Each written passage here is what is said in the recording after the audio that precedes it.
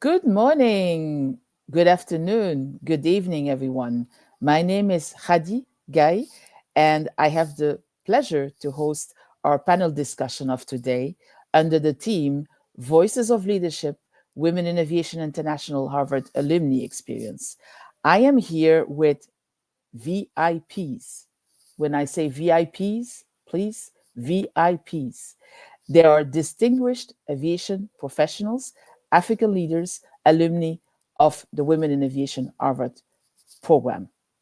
Today, we will be focusing on their leadership, their experience, and how the program has created real impact in their journey. Thank you to Nyasha Manyaka, our host. She is wearing multiple hats and is our producer today. She's a STEAM advocate, Women in Aviation chapter president, co founder of African Leaders of Aviation, and is also paying it forward with her podcast called Chiedza CheAfrica. We will have time for Q&A today, so please drop your questions in the chat and we will answer them later on. So, to begin, I would love each of our panelists to introduce themselves. So, where are you based? Who are you? And I will start with Winnie. You're first on my screen. Good afternoon, good morning.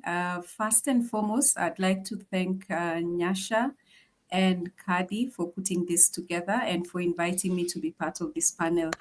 My name is Winnie Nafula, Accountable Manager, Dragonfly Aviation. I also sit on the board of the Kenya Association of Air Operators. I am a corporate instructor. I instruct CRM, dangerous goods, aviation security, and safety and emergency procedures for pilots and cabin crew. I am also a cabin crew rated on the Dash 8 Q400. It's a pleasure being here, and I'm looking forward to this session. Thank you. Fiona. Fiona?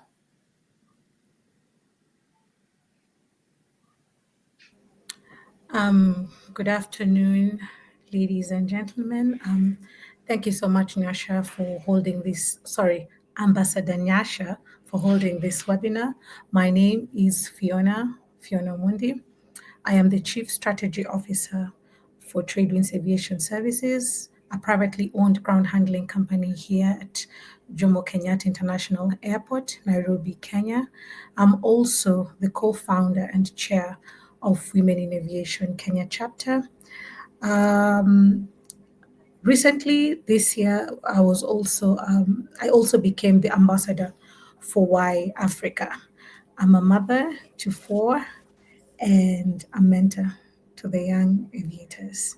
Thank you for having me. Thank you, Fiona.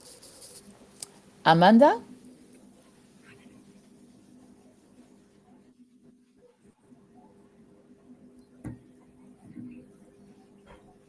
Amanda, can you hear me? Yes, I can hear you now. Thank you. You're next. Sorry, I missed what am I supposed to introduce myself? I missed the initial question. I couldn't hear anything. Yeah, if you can introduce yourself. Okay. Hi, everyone. My name is Amanda Kandawiri. I'm an airline pilot currently based in Dubai. I'm a first officer on the Airbus 380. I'm also a huge advocate for women in aviation, and I am currently the president of the Women in Aviation South African chapter and a mentee and social entrepreneur. Thank you. So far, for our audience, as you can see, our leaders here are wearing multiple hats. So kudos to all of them. Lois? Good morning, good afternoon, bonjour à tous. My name is Lois Mwangi Njoroge. I am the Assistant Director in charge of State Safety Management at the Kenya Civil Aviation Authority. I am very passionate about aviation safety to be in particular. And I'm very happy to be here just talking to you and having this session with women in Africa I love the continent. I love being a woman here in our continent, and I'm looking forward to this discussion where we bring to you all our experiences. And thank you very much to Nyasha and the team for having this together.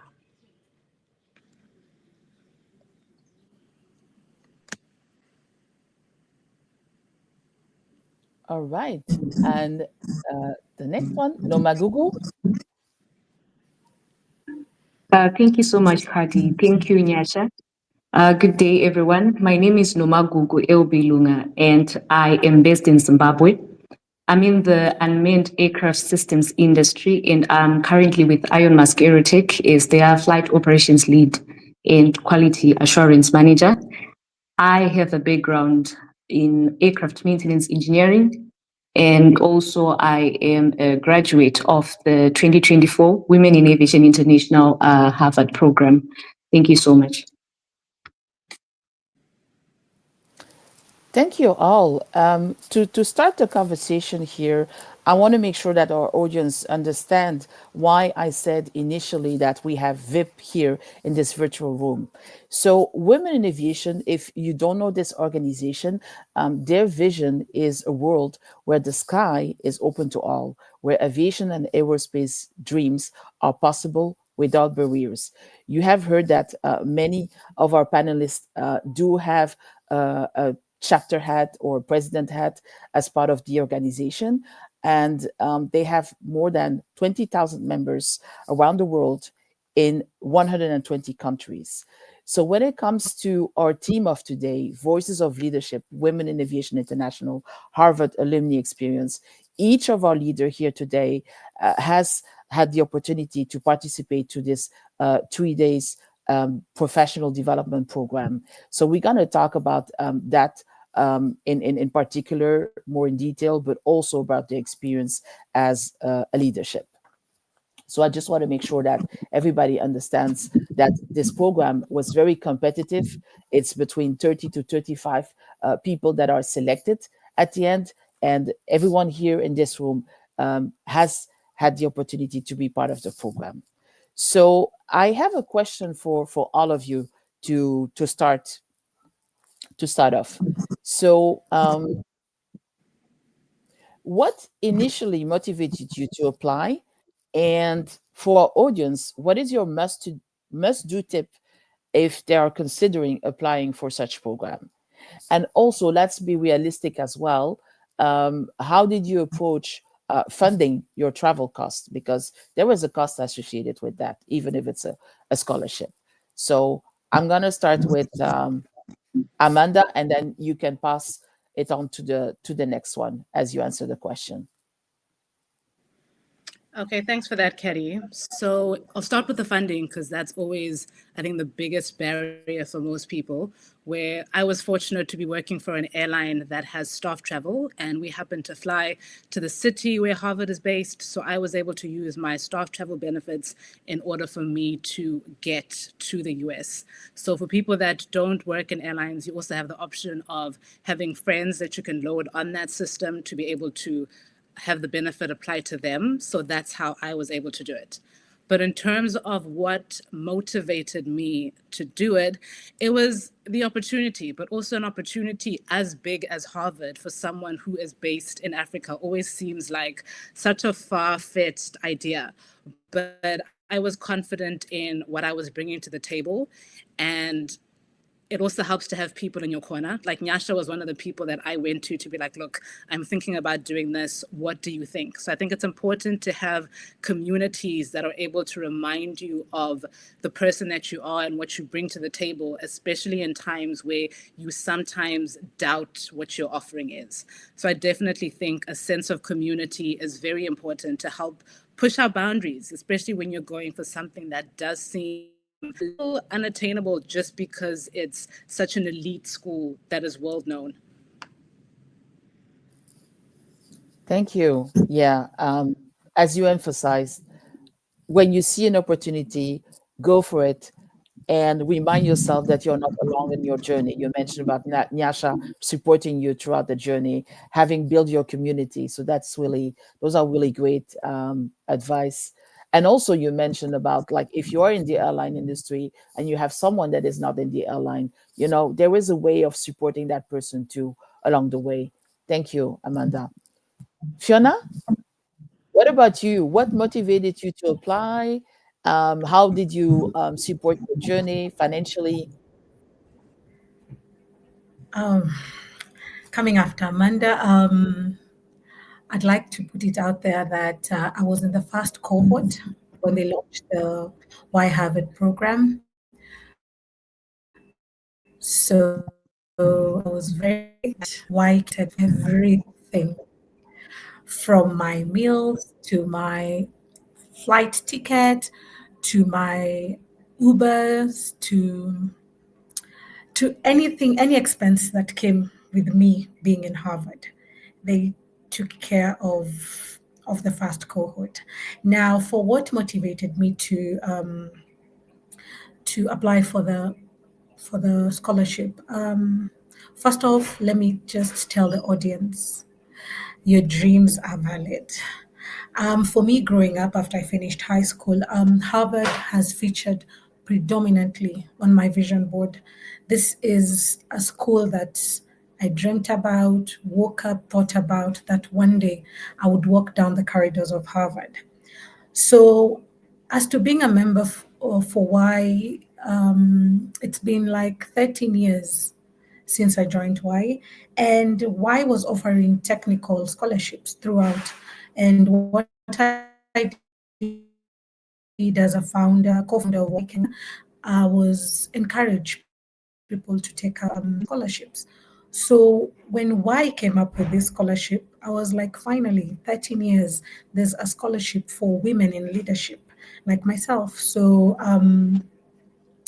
I talked to myself and I told myself, this might be the pathway for you to achieve your Harvard dream. And I sat down and put in my application, and thanks be to God, I got the opportunity to walk down the corridors of Harvard. But see, even if I was fully funded for the Y program, I can encourage those who are trying to apply, and we know that going forward that the air tickets are self-sponsored. Y advertises this scholarship every year, so you can make it a project that you save up every year so that you can afford your ticket. I have a lot of ways that you can also use, but I'd like to pass it over to the next speaker so that I can allow them to share their thoughts as well. Thank you so much, Fiona. I mean, if I summarize your best practices, one that really stood out to me is self motivation. How you motivated yourself throughout the journey to be part of the program, and the next one is how can someone be proactive about it if you have obstacles that potentially could be either financial or logistics. If you have a dream, how do you make it possible? It's through consistency and discipline and being proactive with certain actions. Thank you so much. Lois,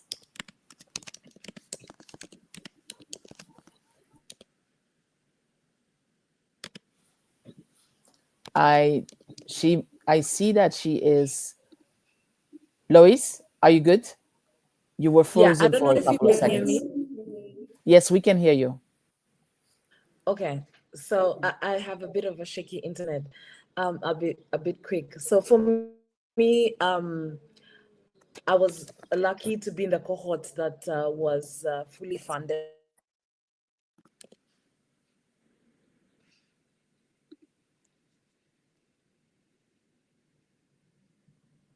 Need to have some funding. Amanda has given a good a way of having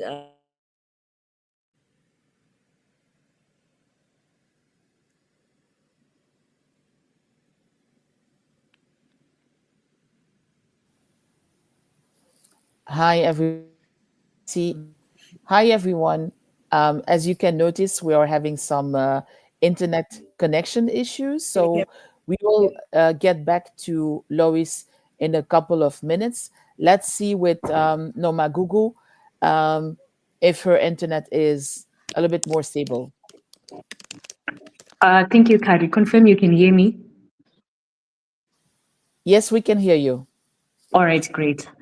So for me to answer the first question on the motivation, I think for me, it was mainly to try and find a leadership framework that could complement my, expertise in aviation as a technical person. So I actually just decided to go for it so that I could work on the foundation for my transition from being a technical person, leading flight operations, to actually being positioned enough to influence the broader strategic direction of the Africa's aviation ecosystem. And I think just to also agree with Amanda, I mean, it's Harvard and I went to Harvard. So yeah, that was it for my motivation. And then on the funding aspect, I think just like Lois and Fiona, I was also fortunate that the cohort that I applied for was comprehensive and catered for all costs, including travel. So to me, this was quite an enabler because then it allowed me to fully focus on the learning experience without financial strain. However, just to add on to that, now that the campus training is saying if you want to attend that program, you have to fund your own traveling expenses. I'm just thinking that if one really wants to go for it, they can just take it, as an investment to their future because the experience is really worth it. But then what Women in Aviation International has also done for us is to add online programs. So if people click on the link for this year's for the 2026 opportunity, you'll find that there are 3 programs. The first one for me is the physical one, whereby if you get it, you have to fund your own traveling expenses. And then there's a second one in June and the third and last one in November, if I'm not mistaken. And these last 2 are online. So that means if you really have financial strains, you can still opt for the online programs whereby you still get to experience the program and get to benefit from everything that the lecturers will be dishing out. So at least now there's that option to say if you can't fund your traveling expenses, then you can opt for the online options. And then lastly, I think you asked on must do tip when considering applying. I think for me, it really is to do with authenticity. So the application is really one story. So there's need to actually just tell it genuinely instead of maybe trying to fit into a preconceived mode of what probably one thinks a Harvard leader really looks like. So the most compelling narrative is really your unique journey and the challenges you faced in your field, the specific problems you're passionate about solving. And that's the authentic vision that will drive you to actually tell your story. And it will be one's greatest asset in the application process. Thank you. Thank you so much. I will make a summary of everything that has been shared so far because we really have some golden nuggets. So to the audience, I really hope that you're taking notes, or when you watch the replay, that you make your own summary. And we will try to reconnect with Lois. Hopefully, this time the connection is a little bit more stable. Yes, Kadi. I'll put on my video just to keep the connection going. Okay. So my motivation to apply for this program was that background, I'm a very technical person. I studied as an air traffic controller as a cadet. I did my training in university in mathematics and computer science. I very technical, and so I felt there was a gap in terms of management skills, and that was my motivation, that I needed to upskill myself in terms of management and all that. So that was my motivation to apply, and it was awesome. because I learned a lot, and we're going to discuss about all this, what we got out of the program. But basically, I would encourage anyone who is, of course, aviation is very technical. We have pilots, we have engineers, we have air traffic controllers. Your background is very you do not have the management skills. So this program enables you to upskill yourselves in that area. Yeah. So basically, that's what I'd say about my experience. Thank you so much. As I mentioned earlier, our goal today is really to hear firsthand from all of you how this program has shaped you as a leader. So as we move on to leadership, I would like to hear from Amanda. Let's start with you. What part of your identity as an African leader has become clearer since completing the Harvard Women in Aviation International Leadership Program? So I feel as though I gained a much deeper appreciation for the unique strengths that I carry as an African woman, and especially one that is working in the Middle East. So the program helped me to see that my identity is not just shaped by, my technical expertise as a pilot or the professional accomplishments that I have, but also by the cultural resilience, the adaptability, and I think the community centered leadership that we as Africans tend to have. I now understand a lot more clearer that being an African leader for myself means leading with empathy. It means a lot of collaboration. It means a strong sense of responsibility for opening the doors for the people that come after me, especially for women that don't see themselves in a lot of underrepresented sections of our industry. So, the program for me reaffirmed like the perspective that I have is it's not a limitation, but it is a powerful asset that I possess. So to be in the part of the world that I am, to bring the global outlook that I have, and to be able to navigate all these different cultures and to be able to lead with like humility and courage and purpose. But I think more importantly, the experience helped me to embrace the fact that my voice is important. My presence in this industry is important. I may come from underrepresentative, race, culture, genders, but what I stand for and what I represent is an act of leadership in itself. And the whole course for me just like clarified the part of my mission is to continue to champion for diversity and to mentor future talent. I mean, to mentor future talents, and to also just demonstrate through the work that I do that African excellence is something that we possess and it's a vital thing that we bring to the world stage. So for me, just the program just went and reaffirmed all of that in my identity. Wow. Wisdom, excellence here. Um, I just want to come back on you mentioned a lot of like skills and values that one need to have as a leader. You talked about cultural resilience, absolutely, empathy, collaboration, courage, humility. How would you describe your leadership style?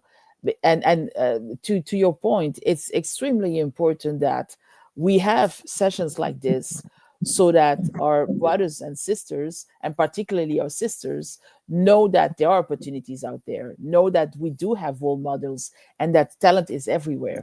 But we all have our unique journey. So, how would you describe your leadership style, Amanda? I would describe it collaborative.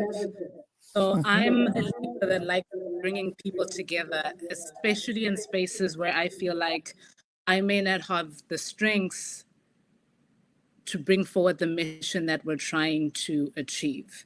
So I think especially as women, we do love a sense of community. And the thing I love about aviation is it is a team sport. Like aviation is a big team sport where to get ahead, you don't have to do it alone. The sense of community and the sense of teamwork goes far in this industry. So to have the collaborative nature for myself, I'm able to bring in key players, especially in times where I feel like this may not be a key strength that I have, but I do know somebody who could excel at that position in order to move the team forward. So I think this is where my leadership strength comes in. Thank you. Winnie, um, your perspective on leadership. Can you share one aha moment or the most valuable lesson, the most powerful lesson you learned from this program? Thank you so much for that question. I think for me, the most powerful lesson from Harvard faculty was the session on strategy. And I know there are so many definitions of strategy, but Harvard really simplified it for me. And it's just simply a plan to add value to your customers, employees, and partners, as simple as that. And I think as a leader, for me, I needed that because, you handle so many projects and you really need to understand strategy. And I think the faculty simplified that for me. Also, one of the other aha moment was what strategy requires. It actually requires you to understand two things. And the first one is the structure of your industry. So we are in aviation. So anybody in aviation has to understand the aviation structure in order to function in it. So you have to understand the regulators, the operators, the training providers, the maintenance, the customers association, and all that. And then the second thing is understanding your company's position in the industry. That also will help you as an organization to add value to your customers, your employees, and your partners. So I think for me, that was an aha moment, because if you search the internet, you'll find so many definitions of strategy. But I think for me, Harvard really simplified it for me. Thank you. Wow, wow, wow. I feel like this is not a panel discussion. We are having a real time masterclass. This is a real time masterclass. Thank you all so much. I hope the audience is enjoying as much as I'm doing. Um, you mentioned really two key things here on strategy is business acumen, really knowing the structure of the industry, and second, knowing where your company is going, their mission, vision, and where they position themselves, so that the strategy you are building that and strengthening that muscle. So thank you so much, Winnie. As we continue diving into our conversation here, um, Lois, now that you are upskilled, where do you see the biggest leadership blind spots on the continent, and how can you, as emerging leader, respond to it? Yeah, Kadi, there are a lot of blind spots, and I'll just highlight one of them is that notion that women have made it. We've had successes here and there. There are portions of success where we've had women get to the top industry.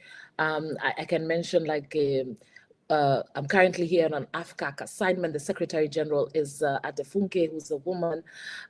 We have Director Generals of CAs in Africa who are female. I can mention South Africa, Cameroon, Namibia, Eswatini.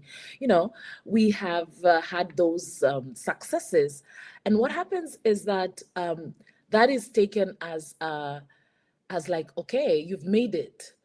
But for me, I see we still haven't gotten there, and that's one of the blind spots that I see, where there is that assumption that if you have one or two, three people at the top, then that's good. Then it becomes like a, sorry to say, like a poster child, like a poster thing, like we've done this as Africa as what. So for me, going through this program helped me understand that there's still a lot that needs to be done. As Winnie pointed out, the strategy needs to still be there. We're still pushing for equal representation and participation of women in every aspect of aviation. There are areas we can see when we're talking about HR, cabin safety. We have a lot of women participating, but in the technical areas, in my field, air traffic control, we still have a disparity where women are still less. The pilots are even less at 5%, I think, globally. So there is that assumption that since some people have made it, we have Amanda there flying a whole A380, and you're like, you've done it. So in my position, I feel I still need to advance women to be out there and encourage women to join the industry and to just show up and participate because it's a beautiful industry. We are having fun here in aviation. We have our challenges, but we're still pushing on and having that great time. So that's one of the things that really brought to the foreground in terms of what we've been doing, even as women in aviation as a whole. Entity is to promote women to participate more and show up in the aviation industry. And it's something that has been taken to mean you've already done it, you've achieved it, but we still have a long way to go. And this program really pushed me to understand what we need to do, the strategies we need to put in place and ensure that we continue to push this agenda forward. Yeah.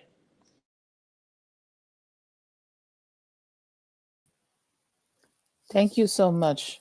I'm also facing some technical issues right now, but let's keep going. Um, I think you made a point here as we talk about women in aviation, international, and just in general, female in our aviation industry. There is still a lot of work that needs to be done. How we are represented. So showing up matters. It's about equality. It's equally about equity as well. How do we remove the barriers? How do we create opportunities? So thank you for emphasizing that as well. Um, we have one panelist that couldn't make it today. Her name is Diane Banda. So I want to make sure that she's still indirectly part of that conversation. So I'm going to share the perspective she has on leadership. So before the program, she believed that leadership was mainly about making decisions and achieving results on her own. The Emerging Leadership Program has shown her that leadership is most effective when you bring strategic focus to your role and collaborate to influence others. So that's what many of you have shared here earlier. By understanding organization priorities, aligning her work to larger goals, and actively partnering with colleagues and stakeholders, she can create that greater impact. She now sees leadership as a way to add value, not just through performance, but by enabling others, building networks, and driving initiatives that benefit both her team and the wider organization. And actually, that gives me the opportunity to shift to our maybe next topic. How do we navigate complexity? So, Fiona, how do you balance innovation? We are now in a world of like hybrid, remote, um, AI. How do we balance innovation with the realities of African infrastructure, resource constraints, connections issues, and the list can go on and on?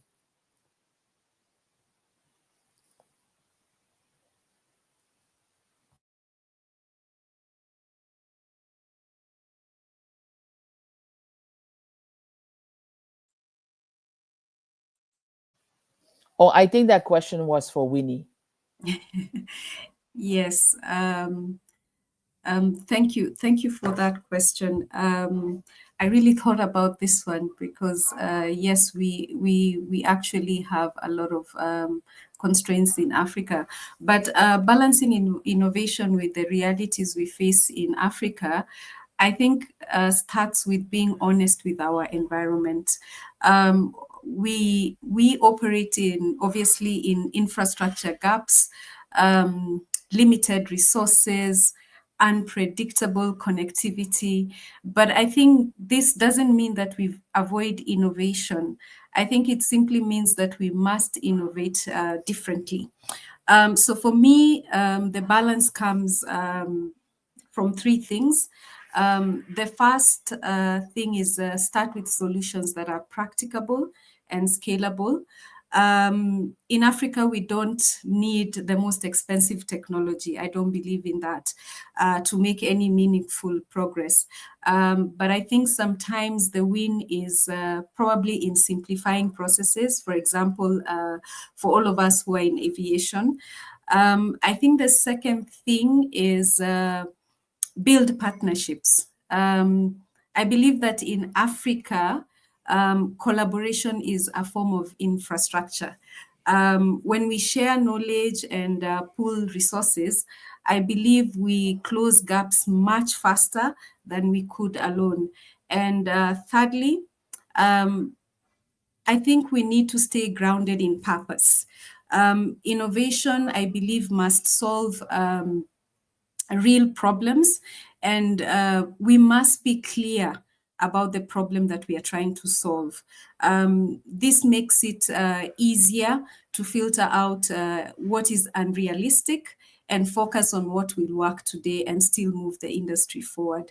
So I believe that is how I would approach that particular question.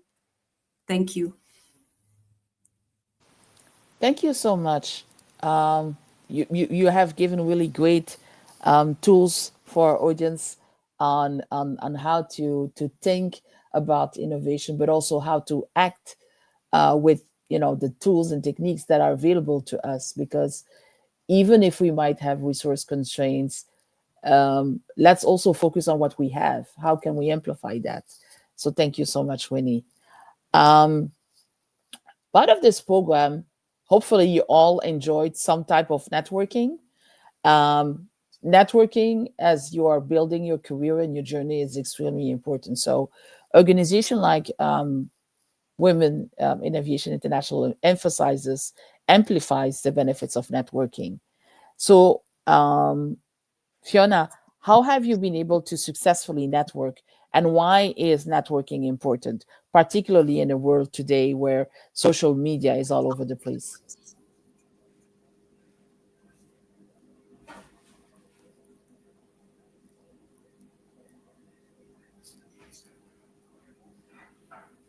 Fiona,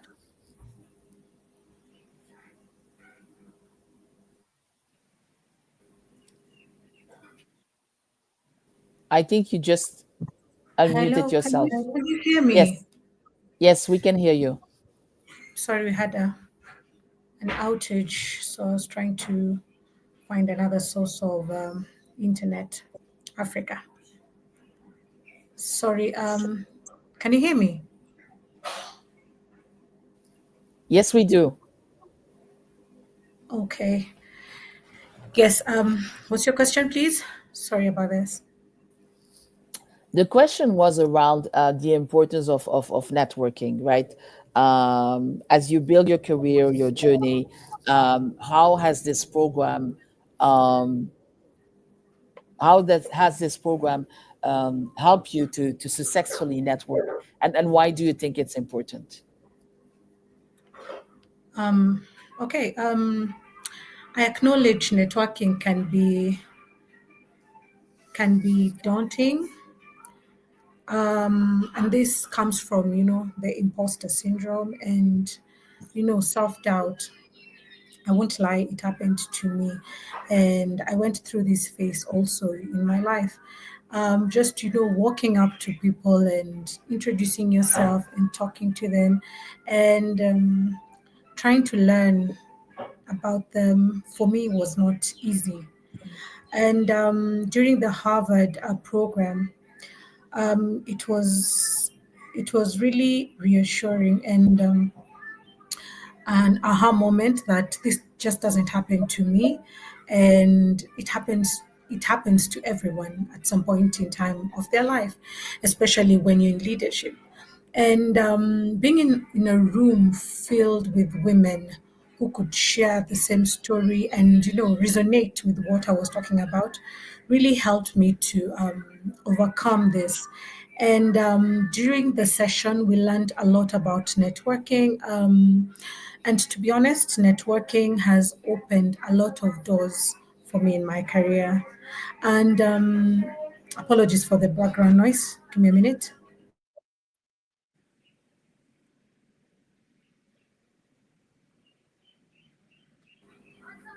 Sorry, my daughter just walked in. Motherhood as well. Um, so how I did it, we learned a lot about networking, ice breaking moments, how to introduce yourself, how to create your profile, which helps you create or helps the conversation flow. Um, I learned that we network with intentionality, not what am I going to get out of this, but what am I going to offer into this relationship that I'm trying to create. Um, I don't only network for business. I network to learn as well. I network to find mentors. I network to become a mentor as well and build relationships with the peers and specialists across the industry. Um, the other thing that I learned about networking is I stay connected and share opportunities, celebrate my network's achievements, and support their journeys. Um, Also, it's important to invest in your networking. We have networking opportunities like conferences like the Women in Aviation annual conference. I really invest and ensure that I attend this because this is a platform where I meet and get to learn from industry leaders from across the globe because when you attend this kind of event, like last year we had like 5,000 participants from across the globe, so I get to network and interact with people from different parts of the world and vast careers in the aviation industry. So when you network, you do it with a lot of intention and purpose. And you normally shouldn't approach it from the aspect of what am I going to get out of this relationship rather than what will be my own input into this relationship. Networking has also helped me um, to make very good decision because when I am stuck at times, I just reach out to one of my networks and they guide me in my leadership throughout my leadership skills and growing in this industry as well. Thank you.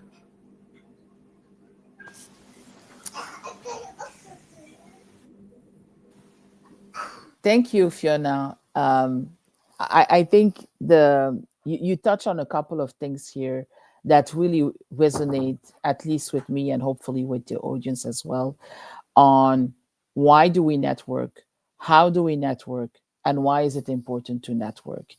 It's it's an investment. You need to have you need to be authentic when you network, and more important, you mentioned that you network when you don't need anything. You network because you genuinely want, you're curious about people, and when you give, you will get in return. You just don't know when. So the importance of networking, you mentioned that it opened many doors to you. So like I mentioned earlier when we started that conversation, our leaders here in this room are sharing with you really golden nuggets about their experience, firsthand experience. So this is not about theory. This is about experiences, lived experiences. So I hope you gain something out of it. My next question is for Nomagugu and Amanda as well. I would like have hearing both on this question. If you could redesign one element of leadership on the continent, what would you start with? You have your magic wand, and hey, you are the queen of that country. What would you redesign? Let's start with Nomagugu, and then you can pass it on to Amanda. All right, thank you, Kadi. So I think I would build my response to this question on the foundation that Winnie set for us when she was talking about strategy. So during the Why Harvard program, a pivotal lesson from one of the lecturers, Pamela Raka, on building strategic relations was one of my best, whereby she was telling us how to move from a reactive problem solving to proactive long term strategic foresight. And I think as a continent, we have been mainly focusing on leading by putting out fires, by responding to immediate crisis. And I think that to truly transform ourselves, we must redesign our approach to be a little bit more intentional and strategic in how we actually build alliances and plan for the future. I think Fiona was also talking about partnerships through networking. So you see, I mean, from a technical point of view, as an aircraft maintenance engineer, I believe that we just don't get to fix a plane when it breaks. We have meticulous maintenance procedures, that we do routine wise to ensure that everything is in place, not just wait for everything to break. But now I believe that we also need to apply the same principle to our leadership to say, let's have a strategic foresight and also build relationships into our core leadership practices than just waiting for things to happen when they happen.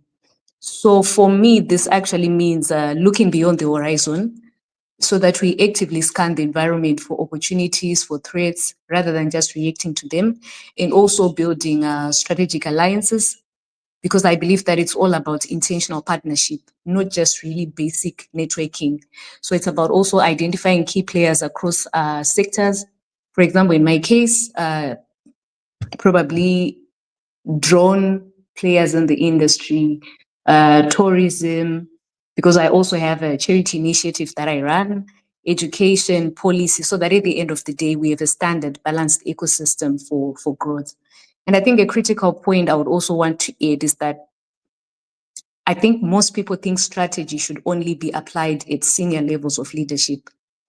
And I believe that it's quite a misconception because strategic thinking, planning, and execution is actually a skill that should be developed at every level as a foundational competency for every aspiring leader. So we shouldn't really wait for probably the titles to then start thinking strategically, but it's a skill that we can build now at any level that anyone is at, so that by the time the actual opportunities come for us to be able to lead in the African aviation space, we are actually ready for the opportunity. Thank you. Wow. Powerful, powerful. Amanda, anything you want to add to that? Well, just to add on, because Namagugu said a lot and so did Winnie. But I think for me, in the African context, I would redesign how we as Africa actually look at leadership. Because I think there is a lot of just looking at it from an authority point of view, as opposed to the capacity building initiatives of the people that we lead.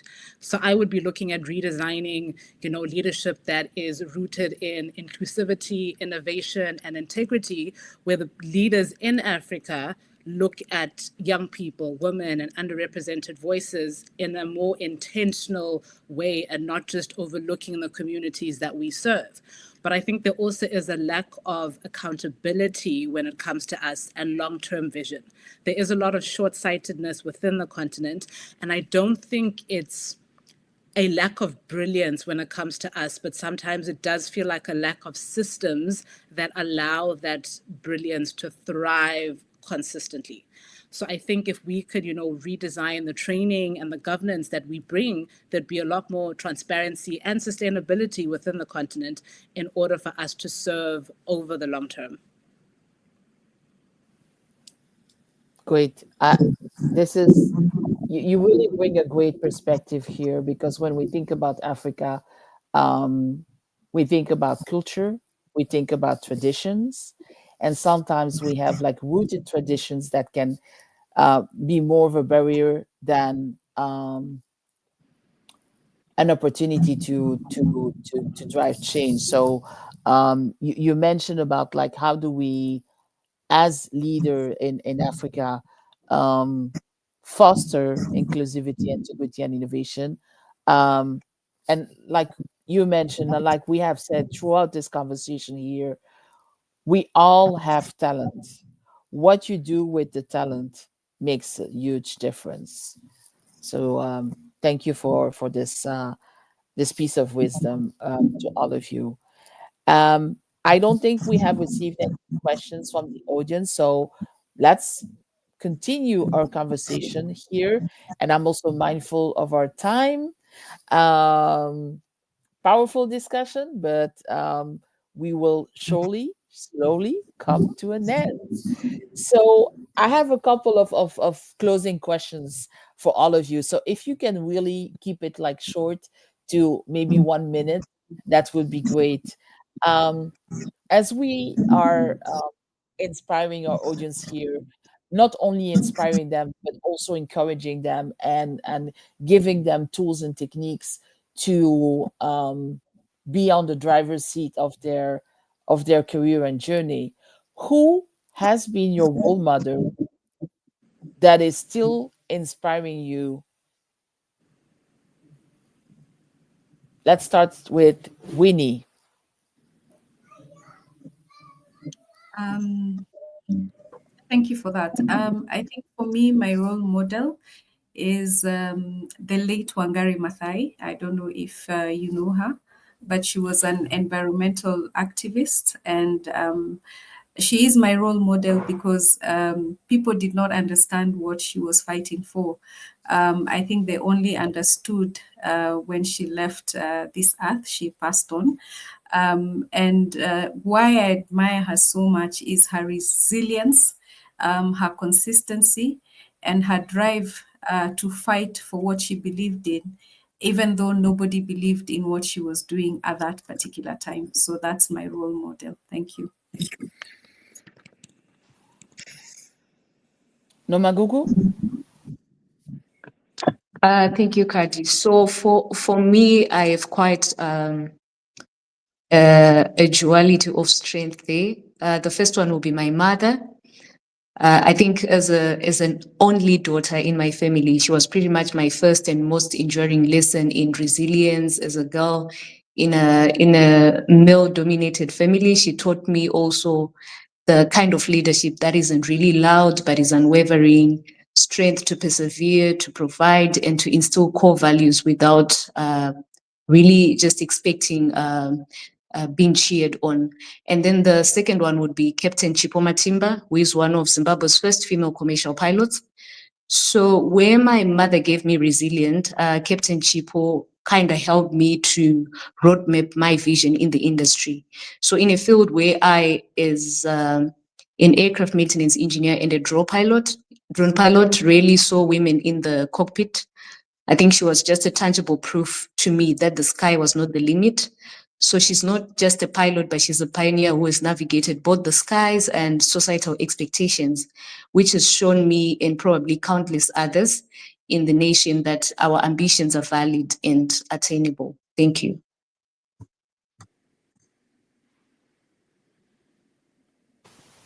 Fiona?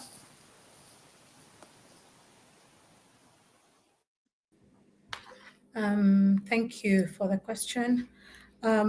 My role model, I think I would support my parents because they encourage me in different ways, especially my father, who has helped me build resilience and grit and discipline. The other ladies I would like to just spotlight are the SG Adefunke Adeyemi, DG Poppy Koza, DG Andile Mtwati, DDG Olive Nalumonye, and Captain Mary, not forgetting Linda Kaufman. Um, I have had the privilege to interact with these women. I have had the first row seat seeing in how they carry out their duties. And it's remarkable on how they carry courage despite being afraid they lead afraid, and they walk into boardrooms and help bring change in this industry. So I have all of them as my role models, but my greatest is my father. Thank you. Thank you so much. Lois?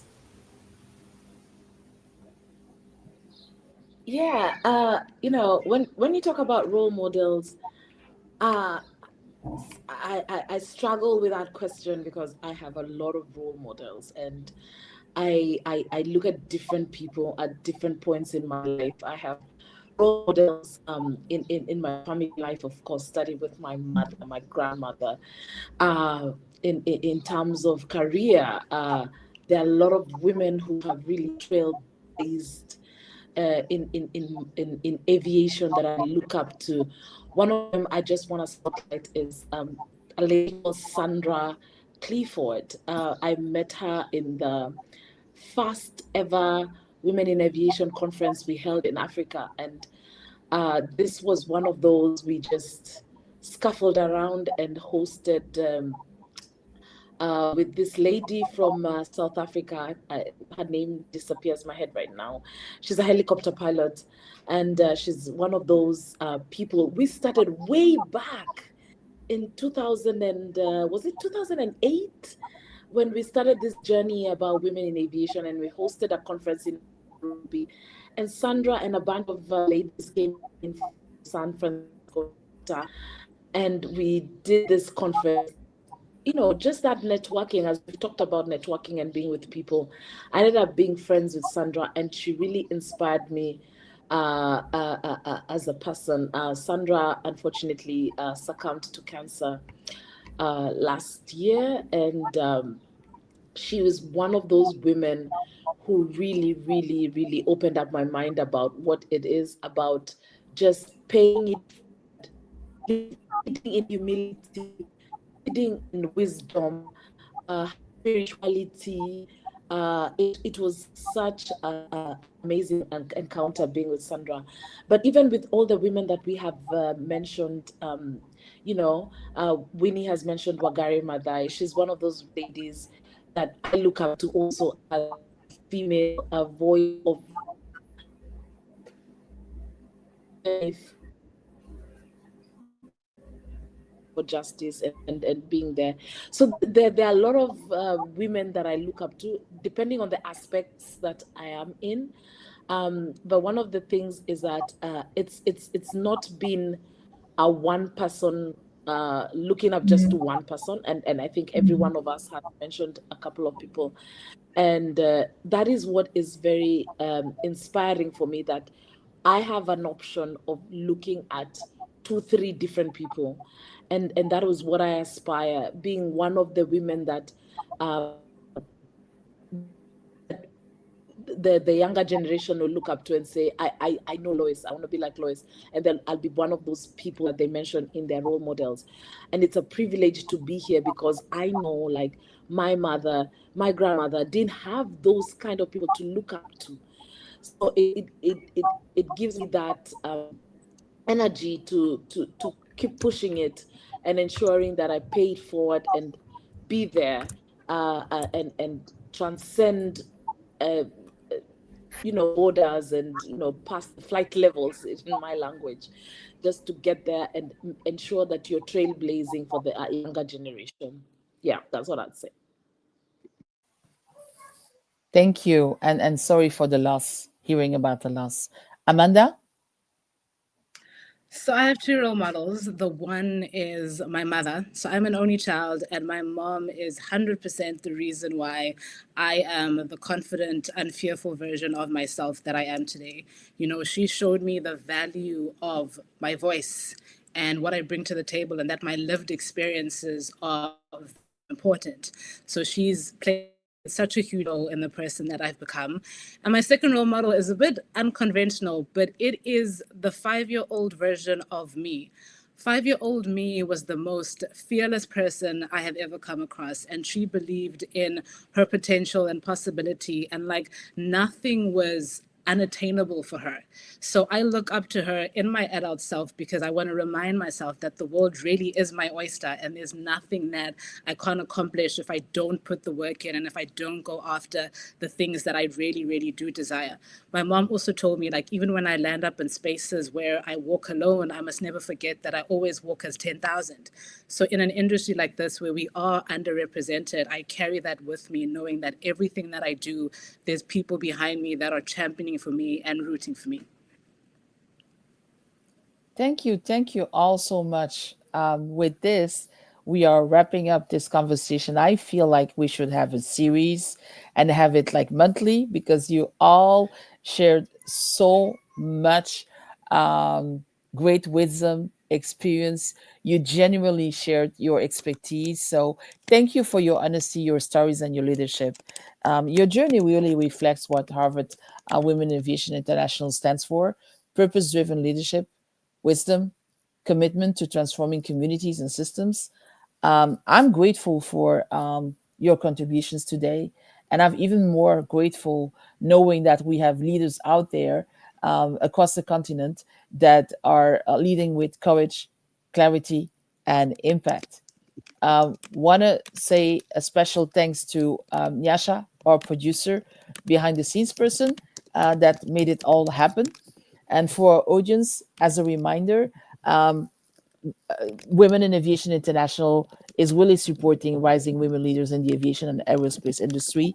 So you are encouraged really to apply to attend the Women in Leadership program for immersion leaders, a professional development program hosted by Women in Aviation International, conducted by Harvard University Division of Continuing Education. 2026 Women Aviation International. Look up their website. There are many programs out there where you can participate either in person or virtually.